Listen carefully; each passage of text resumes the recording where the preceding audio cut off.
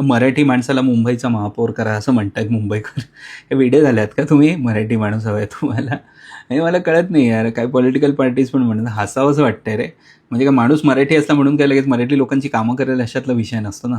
आता उदाहरणार्थ आपले मुख्यमंत्री ते पण तर मराठी आहेत. ते काय मराठी लोकांसाठी स्पेशल काम करतायत? नाही. तर फक्त मराठी माणूस महापौर झाला असं चालणार नाही आहे मुंबईत. मराठी लोकांसाठी वेडा असलेला माणूस महापौर होणं गरजेचं आहे. म्हणजे जिथे कुठे मराठी माणसावरती मुंबईत जर अत्याचार होत असेल तर त्याचं रक्त खवळेल आणि त्यांच्या विरोधात तो सरकारी यंत्रणा वापरेल असा माणूस मुंबईचा महापौर होणं गरजेचं आहे. हे जे परप्रांतीयांनी इथे इल्लिगल धंदे बसवले ते इल्लिगल धंदे बंद करण्याची हिंमत ठेवणारा माणूस मुंबईचा महापौर झाला पाहिजे. आता मी मुंबईत राहत नाही, पण मुंबई आमच्या सगळ्यांच्या मनात राहते.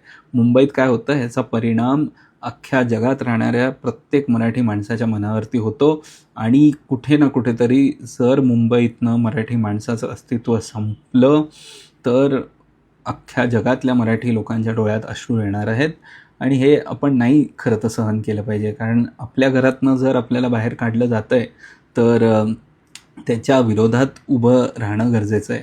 आता मी म्हणत नाही एखाद्या पक्षाच्या समर्थनात तुम्ही वोटिंग करा किंवा त्याच्या विरोधात वोटिंग करा.